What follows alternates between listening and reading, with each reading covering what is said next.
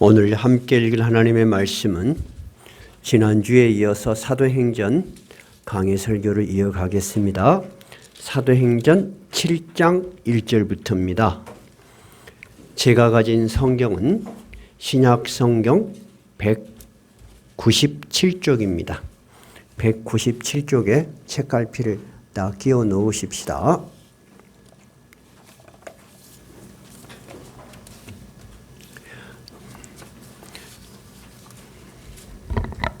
다 찾으셨습니까? 네. 1절부터 7절까지 같이 읽도록 하겠습니다. 대제사장이 이르되 이것이 사실이냐? 스데반이 이르되 여러분 부형들이여 들으소서. 우리 조상 아브라함이 하란에 있기 전 메소포타미아에 있을 때에 영광의 하나님이 그에게 보여 이르시되 네 고향과 친척을 떠나 내가 네게 보일 땅으로 가라 하시니 아브라함이 갈대아 사람의 땅을 떠나 하란에 거하다가 그의 아버지가 죽음에 하나님이 그를 거기서 너희 지금 사는 이 땅으로 옮기셨느니라. 그러나 여기서 발 붙일 만한 땅도 유업으로 주지 아니하시고 다만 이 땅을 아직 자식도 없는 그와 그의 후손에게 소유로 주신다고 약속하셨으며 하나님이 또 이같이 말씀하시되 그 후손이 다른 땅에서 나그네 되리니 그 땅 사람들이 종으로 삼아 400년 동안을 괴롭게 하리라 하시고 또 이르시되 종 삼는 나라를 내가 심판하리니 그 후에 그들이 나와서 이곳에서 나를 섬기리라 하시고. 여기까지 읽겠습니다. 지난주 우리가 사도행전 6장 그리고 7장이 같이 이어서 이 스데반 집사의 순교의 배경을 말씀드렸어요. 초대교회에 성령의 불길이 뜨겁게 타올랐습니다. 그래서 사도들만이 아니라 신실한 평신도 집사, 초대교회의 7 집사 중에 한 사람인 스데반에게도 은혜와 권능이 충만해서 이 스데반이 사람들 사이에서 놀라운 능력을 행하였습니다. 그것이 6장 8절에 있는 말씀입니다. 우리 6장 8절 한번 읽어볼까요? 시작. 스데반이 은혜와 권능이 충만하여 큰 기사와 표적을 민간에 행하니. 이렇게 스데반은 능력을 행할 뿐만 아니라 담대하게 예수 그리스도를 전파하였습니다. 첫째, 이 사도들과 제자들이 전한 메시지의 핵심은 거의 동일합니다. 첫째, 십자가에 너희가 죄인으로 죽인 예수가 바로 누구다? 하나님이 이 땅에 보내신 메시아, 즉 하나님의 아들이시다. 근데 너희들 눈에는 죽은 것 같지만 아니다. 그는 며칠 만에 3일 만에 부활하사 하나님 우편에 앉아 계신다. 그러면서 그 다음 내용이 이 유대인들 그 당시에 회당이나 성전을 중심으로 종교 생활을 했던 사람들에게 충격을 주는 말이에요. 지금까지 우리는 오직 이 성전에서 예배드리고 이곳에서 제사 드림으로 하나님께 속죄함을 받고 하나님께 나아간다. 그렇게 이해를 했는데 그것이 아니다. 이제는 이 예수 그리스도를 나의 구주로 받아들이는 모든 자에게 이 구원의 은혜가 있을 것이다. 이렇게 이야기를 했어요. 그러니까 이 말들을 주로 스데반이 어디에서 했다고 그랬죠? 회당입니다. 회당. 그러면 회당은 어떤 곳이에요? 지금 우리가 가지고 있는 성경의 구약, 그 당시에는 신약이 없었으니까 그들이 가진 경전 모세우 율법이라고 해요. 한번 해보실래요? 모세우 율법. 네, 그 모세우 율법을 중심으로 성전에서 모든 종교교육이 이루어진다고 믿는 이 사람들에게는 너무나 큰 충격이었고 받아들일 수가 없었어요. 그래서 격한 논쟁이 벌어졌습니다. 그런데 아무리 논쟁을 해도 스데반을 이길 수가 없어. 스데반이 지혜와 성령의 충만함으로 담대하게 그들에게 말을 하니까 어떻게 스데반에게 논리적으로 해볼 수가 없으니까 거짓 증인을 돈을 주고 매수했어요. 그리고 죄를 덮어 씌워가지고 공회로 끌고 갔습니다. 공회가 뭐 하는 곳이라 그랬죠?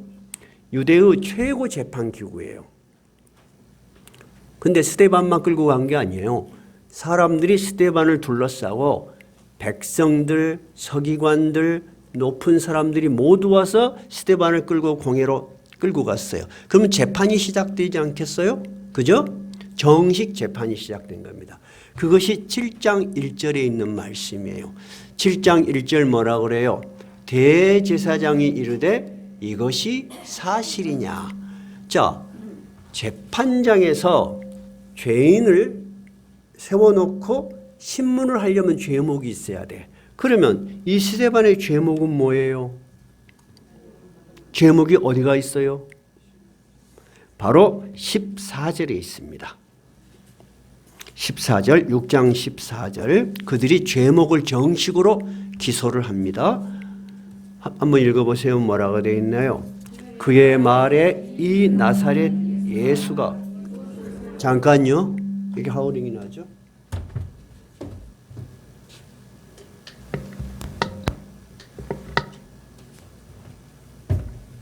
이종환 장로님 볼륨 조금 줄여주실래요? 네. 죄송해요. 14절. 그의 말에 이 나사렛 예수가 이곳을 헐고 또 모세가 우리에게 전하여 준 규례를 고치겠다 함을 우리가 들었노라. 자, 무슨 말이죠? 첫째, 예수가 이곳을 헐고, 이것이 어디예요? 그렇죠. 성전을 헐겠다. 성전 모독죄예요. 성전 모독죄는 바로 돌로 맞아 죽어요. 두 번째, 또 어떻게 해요? 또 모세가 우리에게 전하여 준 규례, 즉 구약 성경이죠. 그 모든 그런 내용들을 고치겠다. 이것도 율법 모독죄를 우리가 들었노라. 이렇게 두 가지로 고소를 했어요. 그런데 스데반은 그런 분위기가 아주 자기에게 적대적이고 많은 사람이 자기를 둘러싸고 있는 상황에서도 15절이죠. 15절. 공회 중에 많은 사람들이 스데반을 주목하여 보니 얼굴이 천사의 얼굴과 같더라. 스데반이 전혀 두려워하지 않은 거야. 성령의 충만함과 자기가 믿는 바 확신이 있기 때문에. 그래서 재판이 시작된 것이 7장 1절부터 몇 절까지예요? 7장 1절부터 몇 절까지라고 그랬죠? 53절까지입니다. 53절까지. 이렇게 긴 내용을 저희들이 다 할 수가 없으니까 지난주에 아주 핵심적인 사상, 즉 스데반이 자기가 자기 변론을 하려면은 적어도 자기 죄에 대해서 분명히 밝혀야 되겠죠. 첫 번째 죄, 지난번에는 나는 그런 일이 없다 했던 것이 뭐예요? 나는 성전을 모독한 적이 없다. 그래서요, 그럼 오늘 살펴볼 부분은 뭐겠어요? 그럼 두 번째, 나는 율법을 훼손한 적이 없다. 나는 율법을 고쳐야 되겠다는 등, 율법을 어떤 것은 버려야 되겠다는 등 그런 일이 없다. 이렇게 해야 되겠죠? 그런데 가만히 읽어보니까 들어보세요. 그렇게 해야 되는데 무슨 이야기부터 시작했어요? 아브라함부터 이야기를 시작해. 이것이 여러분이 혼자서 읽으시면은 이 스데반이 무엇을 말하려고 하는지 초점을 못 잡을 수가 있어. 이 50절이 넘는 이 절 안에는 굉장히 중요한 신학 사상이 두 개가 함께 섞여져 있어. 지난번 사상은 뭐였죠? 성전은 예루살렘만 있는 것이 아니고 온 천하에 계시는 것이야. 근데 왜 성전이라는 걸 하나님은 주셨을까? 인간의 연약성, 인간에게는 형식이 필요해. 율법도 마찬가지예요, 여러분. 지난주에도 설교했지만 우리가 본질은 따로 있어. 하나님은 보이시지 않는 존재예요. 그 보이시지 않는 하나님이 성전을 허락했다는 건 뭐예요? 그 안에 내가 있다고, 나는 그 안에만 있는 존재라고 이들은 이해를 했단 말이에요. 시간이 지나면서. 근데 그것이 아니고 하나님은 내가 보이지 않는 온 천하에 있는 존재지만 너희의 인간의 지성의 한계, 그렇죠? 그 다음에 연약성 때문에 보이는 형식을 통해서 예배라는 형식을 우리에게 허락하신 거야.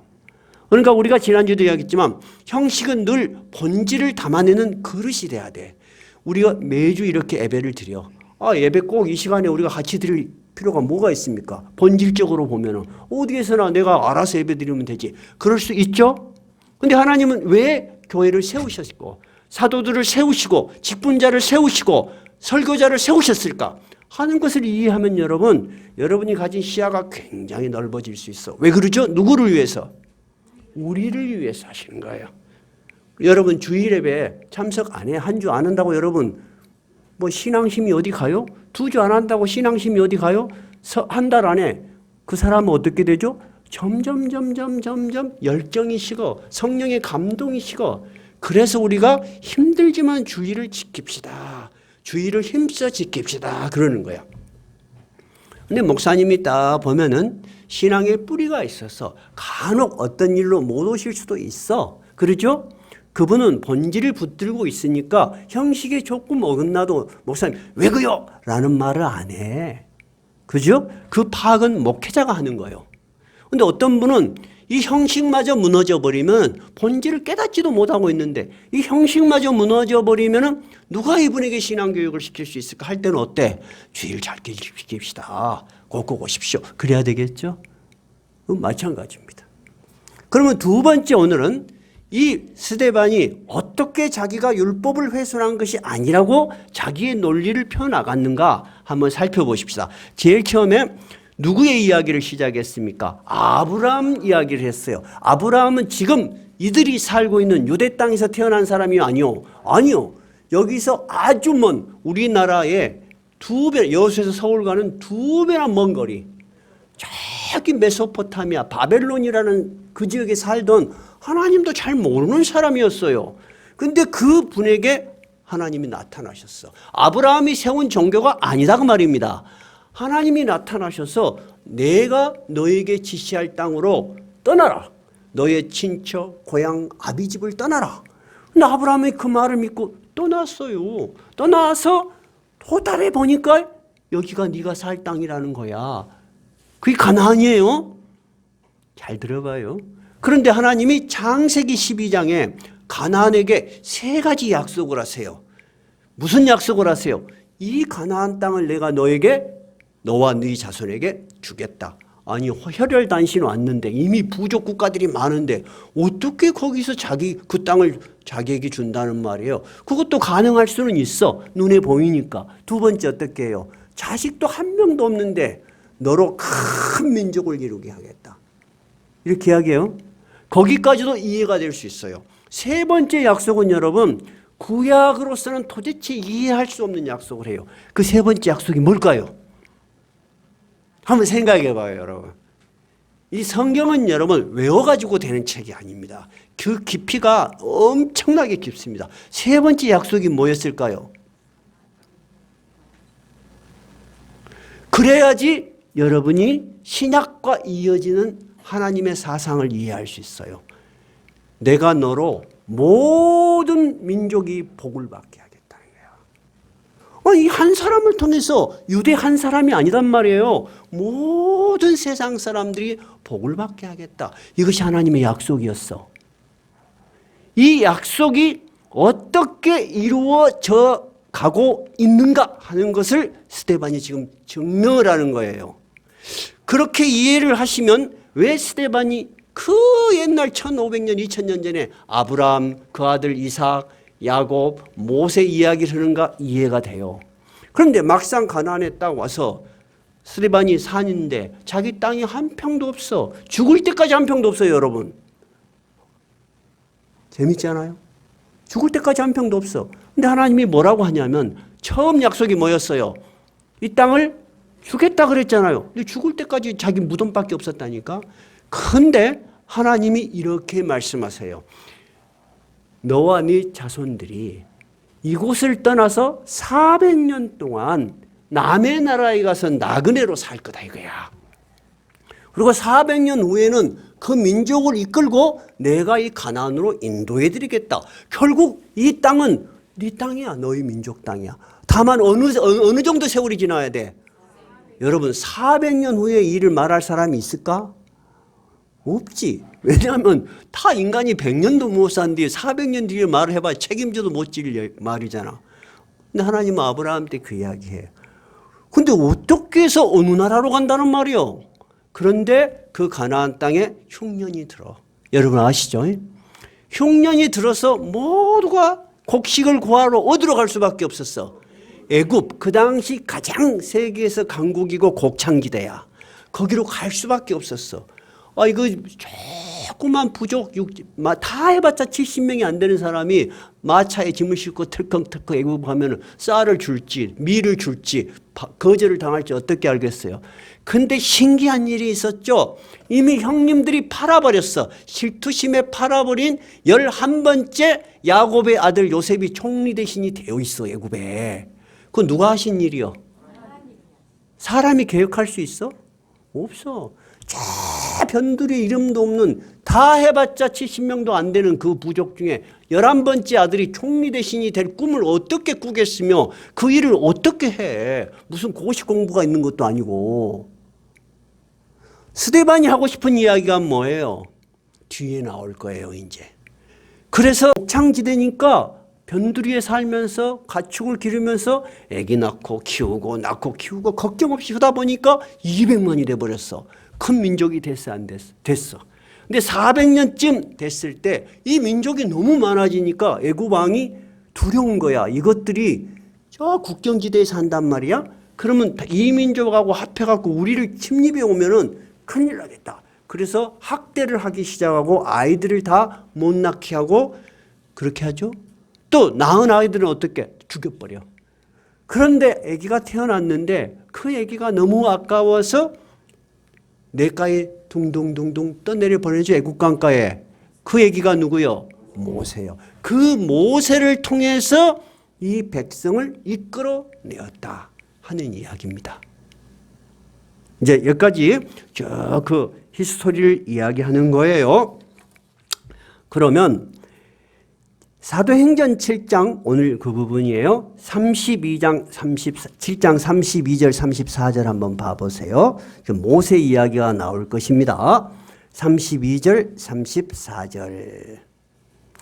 우리 기왕이면은 30절부터 봅시다. 여러분 구약을 잘 아시니까 모세가 이제 80살 때 불꽃 가운데서 하나님을 만나는 장면입니다. 자, 30절 모두 다 같이 읽어봅시다. 시작.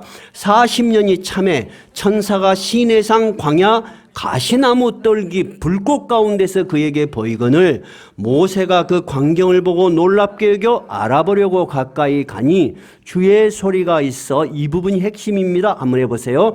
나는 내 조상의 하나님 즉 아브람과 이삭과 야곱의 하나님이라 하신대. 모세가 무서워 감히 바라보지 못하더라. 주께서 이르시되 내 발에 신을 벗으라. 네가 서 있는 곳은 거룩한 땅이니라. 그 다음 뭐라고 돼 있어요? 내 백성이, 이게 동그라미예요. 여기가 동그라미예요. 그 다음에 내 백성이, 그 다음에 애굽에서 괴로움 받음을 내가 확실히 보고 그 탄식하는 소리를 듣고 그들을 구원하려고 내려왔노라. 이제 내가 너를 애굽으로 보내리라 하시니라. 자, 모세에게 하나님께서 첫 번째 하시는 말씀이 뭐예요? 나는 누구의 하나님이었다? 네가 말로만 듣던 너희 조상 아브라함과 이삭과 야곱의 하나님이란 말이 뭔 말이에요? 나는 아브라함에게도 하나님으로 나타났고 이삭에게도 그의 하나님이었고 야곱에게도 하나님이었어. 그러면 하나님께서 아브라함에게 처음 약속하신 그것은 뭐냐면 이 세상의 많은 나라 중에서 아주 강대국 유대를 하나 만들려고 한 것이 아니고 나의 백성을 이 땅에 심겠다는 거야. 그것이 바로 34절이에요. 내 백성이 애굽에서 괴로움을 받는 것을 내가 보고 듣고 알고 이제 내가 내려가서 구원하겠다. 이것이 바로 여러분 하나님께서 성경에 통해서 세우시고자 하는 나라. 누구의 나라? 하나님 나라요. 여러분 나라가 있다는 것은 다스리는 자가 있어야 되겠죠. 그러면 다스림을 받는 사람도 있어야 되겠죠. 다스림을 받는 사람이 바로 뭐예요? 백성이잖아. 그러니까 하나님이 너희들은 변두리에 사는 저기 떠돌아다니는 그런 사람들이 아니고 내 백성이라는 거야. 내가 아브람, 이삭, 야곱으로부터 지금까지 내 백성을 지키고 인도하고 지금 큰 민족이 되어서 고통을 당하니까 내가 그들을 구원하려고 내려가겠다는 거야. 그러면 여러분 하나님 나라라는 것은 뭐요? 그냥 저 하늘에 있는 나라가 우리가 하나님 나라라고 우리가 늘 그렇게 이해를 해요. 맞죠? 그런데 지금 하나님이 이 백성에게 모세에게 하는 말은 뭐예요? 이 핍박받는 이 백성이 누구 백성이라는 거야? 내 백성이라는 거야. 그러니까 하나님께서 인간의 역사 속으로 들어오신 거예요. 기독교의 위대한 점이 무엇이냐면은 하나님을 찾아서 우리가 올라가는 게 아니에요. 여러분, 사람이 계획을 해서 아브라함이 200만이나 되는 민족이 되고 가나안으로 들어가고 애굽에서 번창하고 이런 모든 역사의 과정을 만들 수가 있어요? 없어요. 우리도 여러분 작은 나라지만은 우리나라가 대통령을 지금 뽑고 있습니다. 근데 우리가 대통령을 뽑을 때 왜 심혈을 기울여서 누구를 찍을까 하죠? 그 사람의 아이디어, 그 사람의 능력에 나라가 운명이 달려있다고 생각하기 때문에 그러는 거죠. 분명히 맞죠, 여러분? 그럼 하나님이 자기의 나라를 세우시겠다는 것은 어떤 뜻이에요? 내 백성을 내가 인도하고 내 목적에 의해서 이 백성을 완성시키겠다는 하나님의 목적이 있는 거예요. 그러니까 지금 50절 속에서 스데반이 이야기하는 것은 뭐냐면 너희는 지금 유대라는 작은 나라를 우리는 하나님의 백성이야. 우리는 하나님 나라의 백성이야. 우리에게 주신 율법은 정말 우리만이 가지고 있는 것이야. 그렇게 생각하고 있는데 아니다는 거야. 그게 아니고 아브라함으로부터 지금까지 하나님은 하나님의 나라를 이 땅에 세우시고 있다는 겁니다. 너희들은 그것을 모르고 하나님의 나라를 너무 작게 본다는 거야. 하나님의 나라는 이 유대보다 훨씬 크다는 거야. 하나님은 처음부터 그 계획을 세우셨다는 거예요. 그래서 아까 아브라함에게 했던 세 번째 약속이 뭐예요? 너로 하여금 모든 민족이 복을 받을 것이다. 그러면 우리에게 율법을 주신 모세는 그 이야기를 어떻게 했는가? 한번 찾아볼까요? 7장 37절. 7장 37절. 7장 37절 한번 읽어보세요. 이것은 모세가 이스라엘 자손에게 한 얘기입니다. 모세가 신명기에서 이제 자기가 죽을 때를 알고 내 이후에 하나님께서 또 위대한 선지자를 세우셔서 하나님의 나라를 완성시키시겠다는 그 애언을 하는 것입니다. 37절 시작. 이스라엘 자손에 대하여 하나님이 너의 형제 가운데서 나와 같은 선지자를 세우리라 하던 자가 바로 이 모세다. 모세가 바로 그 말을 했다는 거야. 그러면 모세로 율법이 끝나냐 그 말이에요? 아니다 그 말이에요. 모세 자신도 이 율법으로 끝나는 것이 아니고 누가 올 것이라는 거예요? 하나님이 세우시는 또 다른 지도자, 또 다른 하나님의 나라를 인도할 모세와 같은 자가 일어날 것이다 라고 예언했지 않냐. 그러면 모세 시대로부터 지금 이 스데반이 변론한 시대는 얼마나 지났을까요? 1500년이 지났어. 그러면 1500년이 지난 신약시대, 지금 예수님이 오던 시대에 사람들은 모세가 말한 그 선지자를 바로 메시아라고 다 알고 있었어요. 그때까지도. 세례 요한이 신기한 인물이야. 그러니까 모두 가서 그에게 무슨 질문을 해요? 너가 바로 그 선지자냐? 그렇게 질문하잖아요. 그러니까 이 율법을 해석하는 모든 구약의 학자들도 바로 이 선지자가, 모세가 말한 그 선지자가 메시아라는 것을 알고 있었어요. 근데 너희들은 어떻게 율법을 전문으로 알고 있는 사람들이 모세가 말했던 율법마저 그것을 이해하지 못하고 우리가 전한 예수 그리스도가 바로 그분인데 그분을 전한다고 해서 우리가 율법을 훼손했다고 하느냐? 우리는 율법을 훼손한 것이 아니고 율법이 이루어지고 율법이 완성되고 있다는 것을 말하고 있는 것이다 하는 거예요. 이해가 되셨어요? 여러분, 이 사상이 심오해요, 심오하지 않아요? 엄청나게 심오한 거예요. 이것이 바로 구약과 신약을 이어주는 아주 중요한 사상, 하나님 나라 사상입니다. 여러분이 목사님같이 깊이 있게 공부할 필요는 없어요. 그러나 이 설교의 수준은 같이 공유할 필요가 있어요. 이 신약과 구약을 통괄해주는 신학계의 큰 줄기들이 있습니다. 여러분 그냥 성경 중에서 좋은 구절이 있으면 아멘 하고 여러분이 신앙을 가지시고 또 즐거워하셔요. 그 성경에 굉장히 중요한 것입니다. 또 목사님들이 설교할 때도 그럴 수 있습니다. 본문 중에서 좋은 본문을 통해서 여러분에게 말씀을 전해줄 때 은혜가 되죠. 그것도 큰 은혜가 됩니다. 그러나 여러분, 하나님이 하시는 일은 굉장히 광대하고 큰 겁니다. 하나님께서 이 나라에, 이 세상에 아브라함 한 사람으로부터 시작해서 세우고 싶은 나라가 무슨 나라고요? 하나님 나라 사상입니다. 이 성경 전체를 훑어보는 큰 맥이 하나님 나라의 사상이야. 두 번째 맥이 뭐냐? 그럼 하나님께서는 그 나라를 어떻게 세우시냐? 우연하게 해놓고 봐라, 내 나라 어떠냐? 그런 일이 없다는 거예요. 처음부터 하나님은 약속을 해. 맞죠? 아브라함에게도 아무 땅도 없는데 약속을 하시잖아요. 그리고 이루시죠. 그게 바로 언약사상이라고 하는 것입니다. 세 번째는 뭐냐? 그렇게 해서 예수 그리스도가 오셨으니까 우리는 모든 초점을 예수 그리스도에 맞춰야 된다. 그것이 구속사상입니다. 제일 마지막, 인간의 마지막 종말이 온다. 그러니까 우리는 모든 종말에 맞춰야 된다. 그것이 종말론적 신학이라고 합니다. 이 모든 신학을 섭렵해야만이 여러분이 본문을 충분하게 이해할 수 있고 이 본문에서 풍부한 하나님의 뜻을 발견할 수 있는 거예요. 그래서 여러분, 말씀의 깊이라는 것은 여러분 귀를 듣고 여러분 수준을 낮춰서 들어야 돼. 그러면 하나님이 원래 가지고 계신 하나님의 경륜과 사상에 비해서 우리가 가진 신학은 높을까요? 낮을까요? 별 볼 일 없는 거예요. 신학을 아무리 깊이 했다고 하나님의 깊은 뜻과 경륜을 우리는 다 이해할 수 없어요. 그러니까 우리가 공부를 하면 할수록 어떻게 돼? 겸손해져야 돼. 한없이 겸손해져야 돼.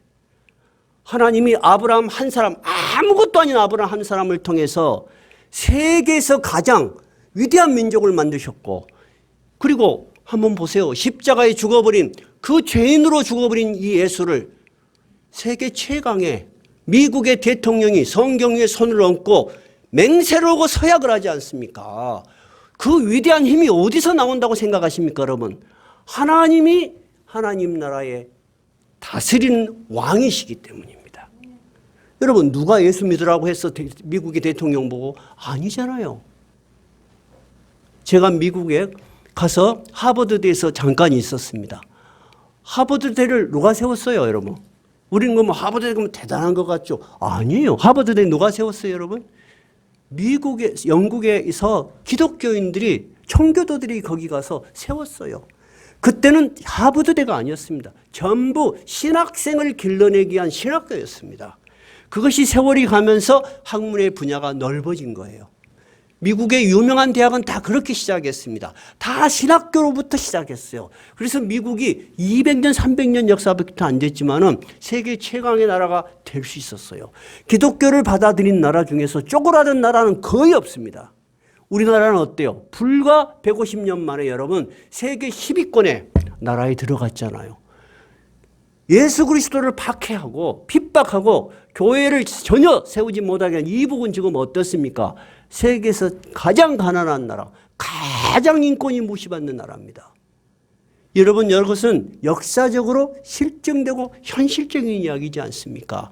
하나님이 다스리는 나라, 하나님의 백성이 된다는 것은 여러분 어마어마한 특권입니다.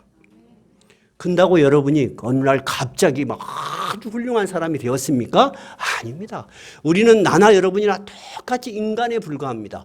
그런데 하나님은 우리를 보고 뭐라고 합니까? 내 백성의 고통을 듣고 보고 알고 내가 내려가서 그들을 구원하겠다는 거야. 내가 그들의 시간 속으로 들어가고 그들의 사건 속으로 들어가겠다는 거야. 근데 여러분, 하나님을 너무 작게 생각하시면 안 돼. 하나님의 크심을 여러분이 바라볼 때 그의 앞에 무릎을 꿇고 그에게 손 내밀고 그가 나의 시간 속으로, 나의 사건 속으로 들어오기를 간절히 기도할 수 있는 거예요. 그런데 여러분의 감정과 여러분의 능력으로 하나님을 평가하고 교회를 평가하면 전혀 여러분 기도는 진실할 수가 없는 것입니다. 이해가 되시죠? 그러니까 여러분, 스데반이 말하는 이 사건이, 이 사상이 어마어마하게 깊은 사상이야. 근데 그 말을 다 한 스데반이 마지막 내린 결론이 뭐냐? 한번 찾아보실까요? 52절입니다. 52절. 52절 읽어봐요. 시작. 너희 조상들이 선지자들 중에 누구를 박해하지 아니하였느냐?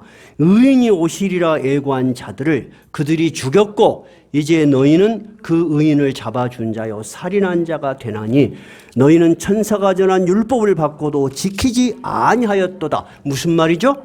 내가 율법을 어긴 것이 아니고 율법을 완성시키게 오신 그 예수를 잡아 죽인 너희가 율법을 거스리는 자고 바로 의인을 죽인 자다. 즉 너희들이 살인자라고 하는 거예요.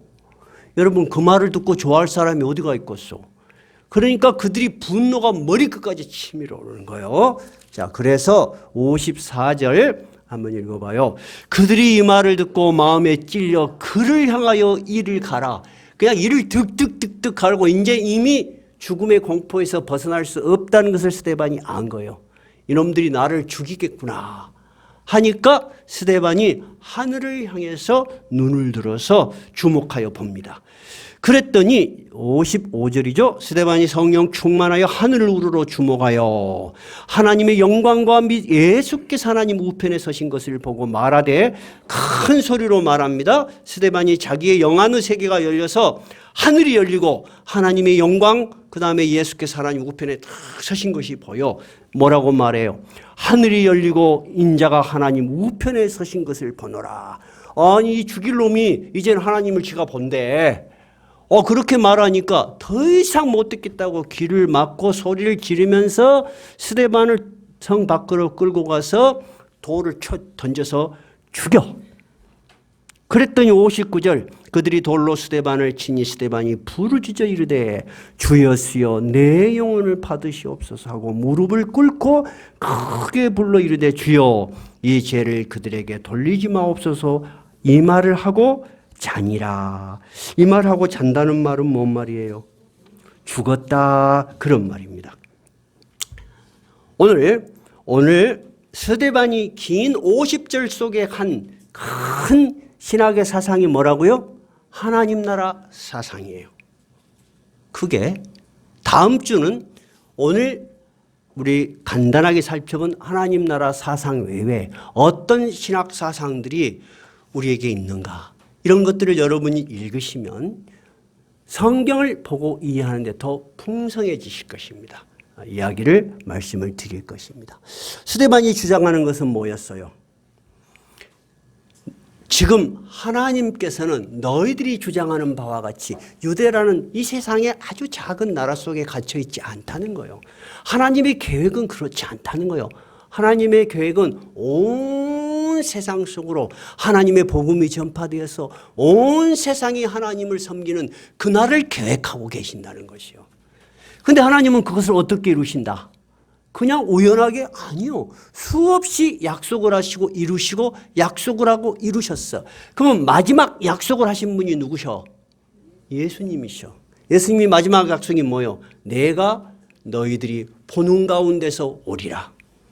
그러면 이제 하나님의 나라가 완성되는 거예요. 그래서 예수님께서도 마태복음 5장 17절에서 적으셔도 돼요. 마태복음 5장 17절에서 이렇게 이야기했어요. 그 당시 구약의 율법학자와 예수님이 싸우니까 그 당시도 똑같이 예수를 오해했어. 이 사람이 율법을 훼손하는 자가 아닌가? 그럴 때 예수님이 이렇게 이야기를 해요. 내가 율법이나 선지자를 폐하러 온 줄로 생각하지 마라. 폐하러 온 것이 아니고 완전하게 하려 함이라. 예수님이 분명히 말했어. 완전하게 한다는 건 뭐예요?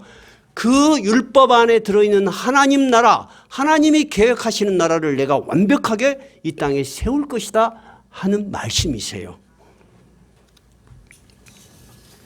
오늘 본문을 통해서 우리가 주목해야 될 점이 있습니다. 7장 55절 스데반이 죽기 전 영안의 세계로 본 하나님 나라에서 일어나는 일입니다.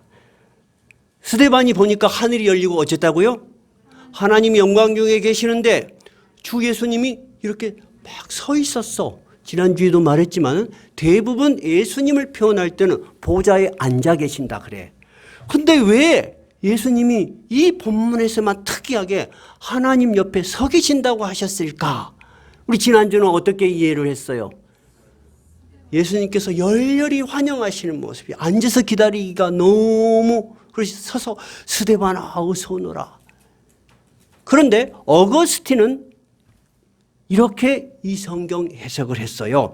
어거스틴은 예수님께서 하나님 앞에서 이 스데반을 시인하는 모습이다. 시인한다는 건 뭐예요? 나 저 스데반 안다는 거야. 스데반이 나 때문에 저런 순교를 당하고 있다는 거야. 저런 고난 속에서 나를 끝까지 부인하지 않고 나에게 영광을 돌리고 있고 자기 영혼을 나에게 맡기고 있다는 거야. 그러니 아버지, 저 스데반의 영혼을 받아주시옵소서 하고 시인하는 모습이라고 했어요. 그런데 어떻게 이런 해석이 가능하냐? 마태복음에 보면 10장 32절 33절에 예수님이 이렇게 이야기를 해요. 예수님이 복음을 전하시면서 누구든지 사람 앞에서 나를 시인하면 나도 하늘에 계신 내 아버지 앞에서 저를 시인할 것이요. 이 세상에서 예수 그리스도를 통해서 교회를 위하여 무엇인가 여러분이 말이 됐든 행동이 됐든 하면은 예수님이 기억하시고 그것을 하나님께 저 사람은 세상에 있을 때 나를 위해서 이런 일을 했다는 거예요. 교회를 위해서 이런 일을 했다고 시인한다는 것이요. 두 번째, 누구든지 사람 앞에서 나를 부인하면 나도 하늘에 계신 내 아버지 앞에서 그를 부인하리라. 그러니까 어거스틴은 해석하기를 예수님께서 하나님 옆에 서서 아버지, 저 스데반이 죽는 순간까지 나를 위해서 저렇게 나에게 영광을 돌리고 믿음을 변치 않고 나를 적극적으로 변호하고 있지 않습니까? 그러니 분명하게 저 스데반은 하나님의 나라에 속히 들어와야 할 사람입니다 하고 서서 기다리는 거예요. 하나님 앞에 그를 시인하고 있는 모습이라는 것입니다. 우리 모두가 스데반처럼 순교하는 일은 아마 드물 것입니다. 우리는 이미 종교의 자유가 주어졌으니까요. 그러나 어느 자리에 있든지 무슨 일을 하든지 여러분이 주님의 나라를 위해서 교회를 위해서 말 한 자리로도 시인하는 말을 하시는 게 중요해요. 교회를 헐뜯고 내리까고 그리고 덕이 안 되는 말을 하는 것은 전혀 도움이 안 돼. 그러면 주님께서도 옛날 제가 세상에 있을 때 나를 비웃고 사람들 앞에서 전도하는데 회방하고 그랬습니다. 그럴 거 아니요. 너희가 시인하면 나도 시인할 것이요. 너희가 부인하면 나도 부인할 것이다. 여러분, 결코 작은 말, 작은 행동 하나도 하나님의 영광을 드러내도록 우리가 힘쓰고 애써야 합니다.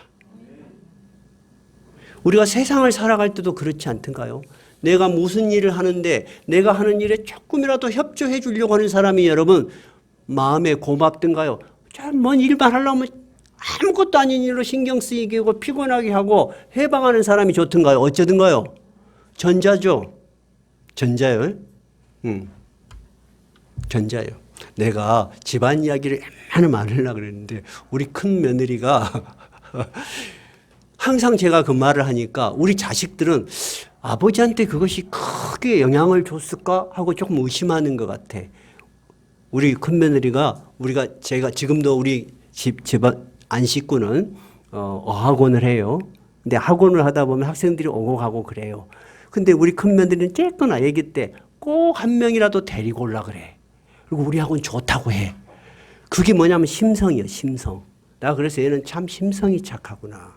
근데 똑같은 학생이라도 대부분 4명, 5명이라면 4명은 어때? 지 불평불만을 해. 애쓰고 가르쳐놓으면 맞추고 저추고. 지가 시험 잘못 봐놓고 뭐 안 가르쳐준 거 있어서 나왔구만 한다든가 별로 기분이 안 좋아. 사람도 그렇다 그 말이요. 근데 그 작은 건 내가 지금도 안 잊어버려. 그러니까 우리 아들들이 아버지는 꼭 그 이야기를 꼭 하시대요. 지그들은 그것이 아버지에게 어떤 감동을 줬는지 잘 몰라. 하나님께서도 그런다 그 말을 합니다. 우리가 작은 일 아무것도 아닌 것 같은데 그렇지 않아요, 여러분. 그렇지 않아요. 예수 그리스도를 위해서 우리가 조그만 말 한 자리 도와주고 자기가 전도하지 못해도 옆에 사람이 전도하면 맞아 교회 가면 진짜 좋아 우리 교회 정말 좋아 그래야지 안 좋겠어. 같은 말이라도 그 말을 하려고 하는 거예요.